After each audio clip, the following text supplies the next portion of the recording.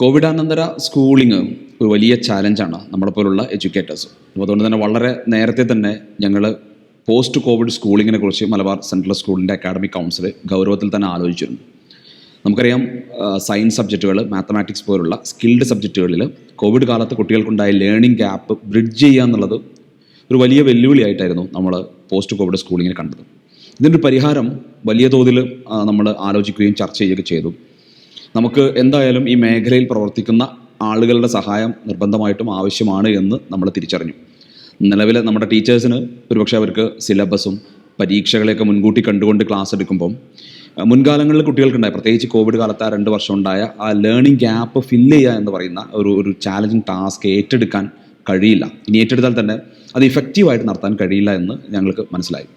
അങ്ങനെയാണ് നമുക്ക് ഈ രീതിയിൽ നമ്മൾ സഹായിക്കാൻ പറ്റുന്ന എഡ്യൂക്കേഷൻ മേഖലയിൽ സെർവ് ചെയ്തുകൊണ്ടിരിക്കുന്ന നല്ല ഈ ഒരു ഫീൽഡിൽ ആളുകളെ നമ്മൾ അന്വേഷിച്ചു. അങ്ങനെയാണ് നമ്മൾ XandY എന്ന് പറയുന്ന കുറച്ച് NITians IITians ചേർന്ന് ഉണ്ടാക്കിയ ഒരു ഏജൻസിയെ കാണുകയും അവരോട് നമ്മൾ സംസാരിക്കുകയും ചെയ്തു.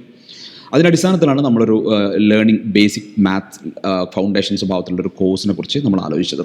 അങ്ങനെ നമ്മളൊരു ഡീറ്റെയിൽഡ് ഡിസ്കഷൻ നടന്നു. വളരെ ഫ്രൂട്ട്ഫുൾ ആയിരുന്നു. നമ്മുടെ നിർദ്ദേശങ്ങളൊക്കെ അവർ പരിഗണിച്ചുകൊണ്ട് മലബാർ സെൻട്രൽ സ്കൂളിന് പര്യാപ്തമായ രീതിയിൽ ഒരു കോഴ്സ് ഡിസൈൻ ചെയ്തു. കസ്റ്റമൈസ്ഡ് വേർഷൻ ആയിട്ടുള്ള ഒരു കോഴ്സ് ഡിസൈൻ ചെയ്തു. അങ്ങനെ എന്നാൽ നമ്മുടെ മുമ്പിലൊരു ചാലഞ്ചായിരുന്നു ഈ ഓൺലൈൻ സ്വഭാവത്തിലുള്ള ഒരു ക്ലാസ് എത്രത്തോളം കുട്ടികളെ ഏറ്റെടുക്കും എന്നുള്ളത്. അങ്ങനെയുള്ളൊരു ഡിസ്കഷൻ്റെ അടിസ്ഥാനത്തിലാണ് പൂർണ്ണമായും ഓൺലൈൻ അല്ലാതെ ഓൺലൈൻ ഓഫ്ലൈൻ ബ്ലെൻഡഡ് സ്വഭാവത്തിലുള്ള ഒരു ക്ലാസ്സിനെ കുറിച്ച് നമ്മൾ ആലോചിച്ചു, ചർച്ച നടന്നു. ആ ചർച്ചയുടെ അടിസ്ഥാനത്തിൽ നമ്മൾ ഒരു കോഴ്സ് ഡിസൈൻ ചെയ്യായിരുന്നു. നമുക്കറിയാം, ഓൺലൈൻ ക്ലാസ്സുകളിൽ നിന്ന് നമുക്കിനി പൂർണ്ണമായും മാറാൻ കഴിയില്ല. ലോകാടിസ്ഥാനത്തിൽ തന്നെ നമ്മുടെ വിദ്യാഭ്യാസത്തിൻ്റെ രീതി ഒരു ഓൺലൈൻ ടച്ചിലേക്ക് മാറിയിട്ടുണ്ട്. എന്നാൽ നമ്മുടെ കുട്ടികൾ ആ ഒരു സാധ്യതയെ പോസിറ്റീവായിട്ട് ഉപയോഗിക്കുന്നതാണ് എന്നുള്ളതാണ് നമ്മുടെ മുമ്പിലുള്ള പ്രശ്നം.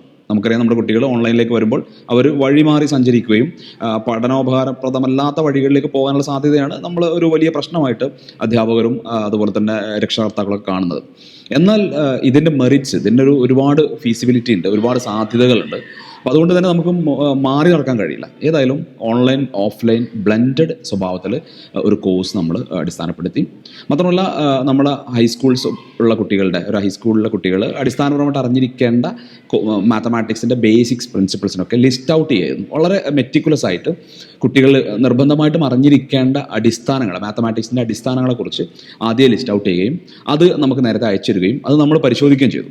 അപ്പോൾ നമ്മൾ CBSE NCERT ടെക്സ്റ്റ് ബുക്കിനെ അടിസ്ഥാനപ്പെടുത്തിക്കൊണ്ടുള്ള നല്ല ഒരു ഡീറ്റെയിൽഡ് ആയിട്ടുള്ള ഒരു സർവേ മുമ്പേ നടത്തുകയും അങ്ങനെ വെൽ സ്റ്റഡീഡാണ് നമ്മുടെ XandY ടീം എന്ന് നമുക്ക് ബോധ്യപ്പെടുകയും ചെയ്തു. അതിൻ്റെ അടിസ്ഥാനത്തിലാണ് നമ്മൾ അവരുമായിട്ട് ഒരു എഗ്രിമെൻറ്റിൽ എത്തുകയും നമ്മൾ കുട്ടികൾക്ക് സെഷൻ കൊടുക്കുകയും ചെയ്തു. എനിക്ക് തോന്നുന്നു ഒരു ദീർഘമായൊരു മാസം നമ്മൾ ഒരു സെഷൻ വെച്ചു. വളരെ ഏർലി മോർണിംഗിൽ തന്നെ, വളരെ ഫ്രഷ് മൈൻഡിൽ തന്നെ കുട്ടികൾ ക്ലാസ് എടുത്തു. എനിക്ക് തോന്നുന്നു അവരുടെ വീഡിയോസ് ഒരു ഓൺലൈൻ ഓഫ്ലൈൻ ബ്ലെൻഡഡ് ആണ്. അപ്പോൾ നമുക്ക് ആവശ്യാനുസരണം ഓഫ്ലൈൻ ക്ലാസ്സുകളും ബാക്കി ക്ലാസ്സുകൾ ഓൺലൈനിലായിരുന്നു. എന്നാൽ നമ്മുടെ ടീച്ചേഴ്സിൻ്റെ സൂപ്പർവിഷനിലായിരുന്നു ക്ലാസ്സുകൾ നടന്നത്. എനിക്ക് തോന്നുന്നു ആ ഓൺലൈൻ ക്ലാസ്സുകൾ പോലും, റെക്കോർഡഡ് ക്ലാസ്സുകൾ പോലും എനിക്ക് തോന്നുന്നു കുട്ടികൾക്കൊരു കുറച്ചും കൂടി റിയലിസ്റ്റിക് ആയിട്ടുള്ള ഒരു നേച്ചറിലായിരുന്നു പ്രസൻറ്റ് ചെയ്തത്. എനിക്ക് തോന്നുന്നു ഇന്ന് കുട്ടികളിൽ നിന്ന് കിട്ടിയ ഫീഡ്ബാക്കിൽ ഒരു കുട്ടി പറയുകയുണ്ടായി, ഞാനിങ്ങനെ വീഡിയോ കണ്ടുകൊണ്ടിരിക്കുമ്പോൾ എൻ്റെ മനസ്സിൽ ഉരുത്തിരിയുന്ന സംശയങ്ങൾ ചോദിക്കാൻ ഓൺലൈൻ ആയതുകൊണ്ട് പറ്റില്ലല്ലോ എന്ന് കരുതി ആ സംശയങ്ങൾ മനസ്സിലേക്ക് വരുമ്പോഴേക്കും അടുത്ത സീക്വൻസ്, ആ വീഡിയോയുടെ സീക്വൻസ് ഞങ്ങളുടെ സംശയം മുൻകൂട്ടി കണ്ടുകൊണ്ട് ആ വീഡിയോ പ്രസൻറ്റ് ചെയ്യുന്ന അധ്യാപകന് അതിന് ഒരു സൊല്യൂഷൻ എന്ന രീതിയിലാണ് അടുത്ത സീക്വൻസിലൂടെ കടന്നു വരുന്നത്. എന്ന് പറഞ്ഞാൽ കുട്ടികളുടെ മനസ്സറിഞ്ഞ ഒരു സ്വഭാവത്തിലായിരുന്നു ആ സെഷൻ ചെയ്തിരുന്നത്. ഏതായാലും നമ്മുടെ കുട്ടികൾക്ക് വലിയ തോതിൽ ഉപകാരപ്പെട്ടു എന്നുള്ളതാണ്. ഇതൊരു ബേസിനെ ഫോക്കസ് ചെയ്തുകൊണ്ട് തന്നെ ഒരു എബവ് ആവറേജുള്ള കുട്ടികളെ സംബന്ധിച്ചിടത്തോളം അവർക്കൊരു മുഷിപ്പൊക്കെ ഉണ്ടാവും. കാരണം ഓൾറെഡി അവർക്ക് നന്നായി അറിയുന്ന ഒരു തറവായ വിഷയങ്ങളെ കുറിച്ചായിരിക്കുമല്ലോ നമ്മൾ റിപ്പീറ്റ് ചെയ്യുക. പക്ഷെ എന്തായാലും അത് വളരെ നന്നായിട്ട് ഉപകാരപ്പെടും. കാരണം കുട്ടികളുടെ ഒരു ബേസ് സ്ട്രോങ് ആക്കുക എന്നുള്ളത്, എത്ര എബവ് ആവറേജ് ആയുള്ള കുട്ടികളാണെങ്കിലും അവർക്ക് സംശയമുള്ള ഗ്യാപ്പുള്ള ഇടങ്ങളുണ്ടാവും. ആ ഗ്യാപ്പുകൾ ഫില്ല് ചെയ്യപ്പെടുക എന്നുള്ളത് വലിയൊരു ചാലഞ്ചാണ്. നമുക്കറിയാം, ഇപ്പോൾ IITകളുടെയൊക്കെ റിസൾട്ടിൽ മലയാളികളുടെ സംഭാവന തുച്ഛമാണ്. അതിനൊരു കാരണം ഈ മാത്തമാറ്റിക്സ് പോലുള്ള ഫിസിക്സ് പോലുള്ള സബ്ജക്റ്റുകളുടെ അവരുടെ ബേസിലുള്ള അവരുടെ ഗ്രിപ്പില്ലായ്മയാണ്. എന്നാൽ നമ്മൾ പിന്നോക്കമാണെന്നൊക്കെ പറയുന്ന ഇന്ത്യയിലെ പല സംസ്ഥാനങ്ങളിൽ നിന്നും മിടുക്കരായ കുട്ടികൾ ഇതുപോലുള്ള ഇന്ത്യയിലെ പ്രീമിയർ ഇൻസ്റ്റിറ്റ്യൂഷനിൽ അഡ്മിഷൻ നേടുന്നുണ്ട്.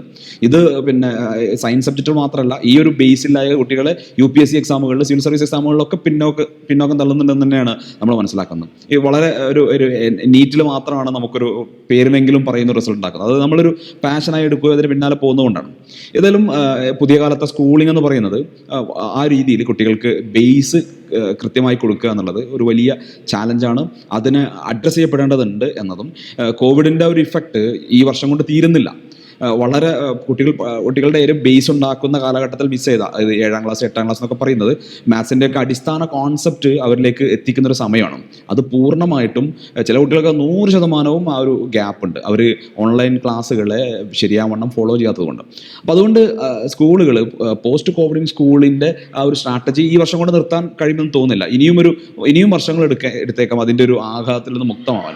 ഇത് വിദ്യാഭ്യാസ മേഖലക്ക് മാത്രമല്ല, നമ്മുടെ സാമ്പത്തിക മേഖലക്കും മറ്റു പല മേഖലകളിലും കോവിഡ് ബാധിച്ചിട്ടുണ്ട്. അതിൻ്റെ ഒരു പ്രശ്നങ്ങളിൽ നിന്നൊക്കെ പതുക്കെ മാറി വരുന്നേ ഉള്ളൂ. ഏതായാലും വിദ്യാഭ്യാസ മേഖല നമ്മുടെ ഫ്യൂച്ചർ ജനറേഷനാണ്. ഈ കുറവുകളോടുകൂടി അവർ പുറത്തു പോകുന്ന അവസ്ഥ ഉണ്ടാകാൻ പാടില്ല. അവരുടെ ഭാവിയിൽ അവർ എഴുതാൻ പോകുന്ന പരീക്ഷകൾ, അതുപോലെ തന്നെ എൻട്രൻസ് എക്സാമുകളൊക്കെ മറികടക്കണമെങ്കിൽ അവർക്ക് അടിസ്ഥാന വിഷയങ്ങളിൽ നല്ല ഗ്രാഹ്യം ഉണ്ടായിരിക്കണം. അപ്പം അതുകൊണ്ട് അതിന് നമ്മൾ ഇത്തരം പരിഹാരങ്ങളെക്കുറിച്ച് ആലോചിച്ചേ മതിയാകും.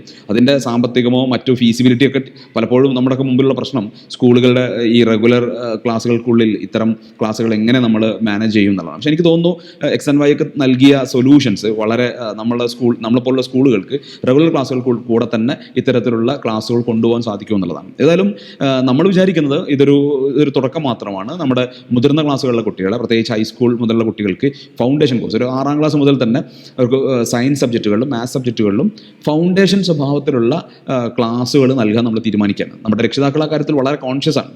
കാരണം റെഗുലർ ക്ലാസ്സുകൾ പലപ്പോഴും ഒരു എക്സാം ഓറിയൻറ്റഡ് ആയിട്ട് സിലബസ് കംപ്ലീഷനെ മാത്രം ഫോക്കസ് ചെയ്യുമ്പം കോൺസെപ്റ്റുവൽ ക്ലാരിറ്റി കുട്ടികളിൽ എത്തുന്നുണ്ടോ എന്നുള്ളതിൽ നമ്മൾ ഉറപ്പുവരുത്തുക എന്നുള്ളതാണ്. അപ്പോൾ ആ സ്വഭാവത്തിൽ കുട്ടികൾക്ക് സെഷനുകൾ ഡിസൈൻ ചെയ്യുമ്പം അത് വളരെയധികം ഉപകാരപ്പെടും. പലപ്പോഴും ടീച്ചേഴ്സ് ഒരു എക്സാം മാത്രം മുൻകൂട്ടി കണ്ടുകൊണ്ട് ക്വസ്റ്റ്യൻ ആൻസറും ഡിസ്കഷൻസും മാത്രമായിട്ട് മുന്നോട്ട് പോകുന്ന ഒരു അവസ്ഥ ഉണ്ട്. അത് സ്വാഭാവികമായിട്ടും സ്കൂളുകളുടെ ഒരു സ്ട്രക്ചറിൻ്റെ രീതി അങ്ങനെയാണ്. അപ്പോൾ അതിൽ നിന്ന് മാറി കുറച്ചുകൂടി കോൺസെപ്റ്റുവൽ ക്ലാരിറ്റിയെ കോൺസെപ്റ്റുകളൊക്കെ ഫോക്കസ് ചെയ്തുകൊണ്ട് കുട്ടികൾക്ക് ഒരു ക്ലാരിറ്റി വരുത്തുന്ന രീതിയിലുള്ള സെഷനുകൾ നടത്തണമെന്നാണ് നമ്മൾ ആലോചിക്കുന്നത്. അങ്ങനെയുള്ളൊരു ഫൗണ്ടേഷൻ കോഴ്സ് നമ്മൾ വരും ദിവസങ്ങളിൽ XandY പോലുള്ള ഏജൻസികളുമായിട്ട് സംസാരിച്ചുകൊണ്ട് അവരുടെ സർവീസ് കൂടി ഉപയോഗപ്പെടുത്തിക്കൊണ്ട് നമ്മൾ മുന്നോട്ട് പോകണമെന്നാണ് വിചാരിക്കുന്നത്. ഓവറോൾ കുട്ടികളിൽ നിന്നൊക്കെ ലഭിച്ച ഫീഡ്ബാക്ക് വളരെ നല്ല ഫീഡ്ബാക്കാണ്. കുട്ടികൾക്ക് എനിക്ക് തോന്നുന്നു എബവ് ആവറേജുള്ള കുട്ടികൾ പോലും അവർക്കറിയാത്ത ചില ഭാഗങ്ങളുണ്ട് എന്ന് റിയലൈസ് ചെയ്യപ്പെടുന്നുണ്ട്. അവർക്ക് ഗ്രിപ്പില്ലാത്ത ഏരിയയെക്കുറിച്ച് അവർക്ക് വ്യക്തത വരികയും അത് അവരുടെ എനിക്ക് തോന്നുന്നു ഒരു പക്ഷേ ചിലപ്പോൾ ആ ഭാഗങ്ങൾ അവർക്ക് എഴുതാൻ പോകുന്ന CBSE 10th ബോർഡ് എക്സാമിനേഷൻ എത്രത്തോളം ഉപകാരപ്പെടുമോ എന്നറിയില്ല. പക്ഷെ അവർ ഭാവിയിൽ എഴുതാൻ പോകുന്ന പരീക്ഷകൾക്കൊക്കെ ഈ ഒരു ബേസ് വളരെയധികം ഉപകാരപ്പെടും എന്നുള്ളത് തന്നെയാണ്. മാത്രമല്ല ഈ ഒരു ബ്ലെൻഡഡ് മോഡ് ഓഫ് ക്ലാസ്സസ് എനിക്ക് തോന്നുന്നു വളരെ നന്നായി തോന്നുന്നു. അതുപോലെ ഇടയ്ക്ക് വെച്ച് അവർ നടത്തുന്ന ഡൗട്ട് ക്ലിയറൻസ് സെഷൻ അത് വളരെ നന്നായി. കാരണം കുട്ടികൾ കാണുന്ന ക്ലാസ്സുകൾക്ക് ശേഷം ഒരു ഫ്രീ ഹാൻഡ് ആയിട്ട് ഫ്രീ ഹിറ്റാണ്, അവർക്ക് എന്തും ചോദിക്കാൻ പറ്റുന്ന അങ്ങനെ ഒരു ഡിസ്കഷൻ മോഡലുള്ള ഒരു ഡൗട്ട് ക്ലിയറൻസ് സെഷൻ. അതൊരു പുതിയ കാലത്തെ ഒരു സ്ട്രാറ്റജിയാണ്. വലിയ സ്ഥാപനങ്ങളൊക്കെ പ്രീമിയർ ഇൻസ്റ്റിറ്റ്യൂട്ടുകളൊക്കെ ഇതുപോലെ സെഷനുകൾക്ക് ശേഷം ഒരു കംപ്ലീറ്റ് ഒരു full day doubt clearance sessions ഒക്കെ നൽകുന്നുണ്ട്. വലിയ ഇന്ത്യയിലെ എണ്ണം പറഞ്ഞ വലിയ കോച്ചിങ് സെൻ്ററുകളൊക്കെ ചില ദിവസങ്ങൾ ഡൗട്ട് ക്ലിയറൻസ് സെഷൻ മാത്രമായിട്ട് മാറ്റിവെക്കുന്ന ഒരു അവസ്ഥയൊക്കെ ഉണ്ട്. സ്ട്രാറ്റജികൾ അത് പുതിയ കാലത്തെ സ്ട്രാറ്റജിയാണ്. കുട്ടികളുടെ ചോദ്യങ്ങളും അവരുടെ ഡിസ്കഷൻസും കുറച്ചുകൂടി ക്ലാരിറ്റികളും മനസ്സിലാക്കാൻ ഉപകാരപ്പെടും. അപ്പോൾ ആ രീതിയിലുള്ള ഒരു സെഷൻ വളരെയധികം നന്നായി ഉപകാരപ്പെട്ടു. അവരുടെ ഫോളോ അപ്പ് വളരെ നന്നായി എന്ന് എനിക്ക് തോന്നുന്നു. കൃത്യമായിട്ട് നമ്മുടെ കോർഡിനേറ്ററെയും അതുപോലെ തന്നെ നമ്മുടെ കുട്ടികളെയും സ്ഥാപനത്തെയൊക്കെ വളരെ നന്നായിട്ട് ഇതിനോട് അസോസിയേറ്റ് ചെയ്യാൻ, മാത്രമല്ല നമുക്ക് തുടക്കത്തിലുണ്ടായിരുന്ന ആശങ്കകൾ ഇത് എത്രത്തോളം ഇഫക്റ്റീവായിട്ട് നടപ്പിലാക്കാൻ പറ്റും. രക്ഷിതാക്കളിലും നല്ല ശതമാനം ആളുകൾ ആ ആശങ്ക പങ്കുവച്ചിരുന്നു, എത്രത്തോളം ഇത് ഇഫക്റ്റീവ് ആകും എന്നുള്ളത്. അതുപോലെ തന്നെ നമ്മുടെ അക്കാഡമിക് കൗൺസിലിനും കാരണം നമ്മൾ ആദ്യമായി നടപ്പിലാക്കുന്ന ഒരു പരിപാടി, പക്ഷേ വളരെ കോൺഫിഡൻറ്റോട് കൂടി നമ്മുടെ ആശങ്കകളൊക്കെ പരിഹരിച്ചുകൊണ്ട് നല്ല ഇഫക്റ്റീവായിട്ട് നമുക്ക് ആ കോഴ്സ് പൂർത്തിയാക്കാൻ സാധിച്ചു. ഈ അവസരത്തിൽ നമുക്ക് ഇങ്ങനെ ഒരു കോഴ്സ് ഡിസൈൻ ചെയ്യുകയും അത് വളരെ ഇഫക്റ്റീവായിട്ട് ഇംപ്ലിമെൻറ്റ് ചെയ്യാൻ നമ്മളെ സഹായിച്ച XandY ടീമിനോട് വളരെയധികം നന്ദി അറിയിക്കുകയാണ്. അവരുടെ CEO അജ്മൽ സാറിനോട് പ്രത്യേകം എനിക്ക് തോന്നുന്നത് ഒരു വലിയ പോസിറ്റീവ് തിങ്, ഇതിൻ്റെ പിന്നിലുള്ള ആളുകളൊക്കെ വളരെ ജെന്വിനായ അക്കാഡമിഷ്യൻസ് ആണ്. ഒരു ബിസിനസ്സിൻ്റെ അപ്പുറത്തേക്ക് ഒരു ജെന്വിനായിട്ട് ഈ അക്കാഡമിക് അഫയേഴ്സിനെ കാണുന്ന ആളുകളാണ്. അത് വളരെ പോസിറ്റീവാണ്. അപ്പോൾ അതുകൊണ്ട് തന്നെ തീർച്ചയായിട്ടും ഇതുപോലുള്ള ആളുകളുടെ സേവനം നമ്മുടെ പുതിയ കാലത്തെ സ്കൂളിങ്ങിനെയും നമ്മുടെ ചുറ്റുവട്ടത്തുള്ള നമ്മുടെ സമൂഹത്തിലെ ഈ പിന്നോക്കം നിൽക്കുന്ന കുട്ടികൾക്കും അതുപോലെ തന്നെ നല്ല കാഴ്ചപ്പാടുള്ള സ്ഥാപനങ്ങൾക്ക് ഒരു വഴികാട്ടി വെളിച്ചമൊക്കെ ആവാൻ സാധ്യതയുണ്ട് എന്ന് തന്നെയാണ് ഞാൻ വിശ്വസിക്കുന്നത്. എല്ലാവർക്കും ഇതിന് പിന്നിൽ സഹകരിച്ച XandY ടീമിന് പ്രത്യേക നന്ദി അറിയിക്കുന്നു. Thank you so much.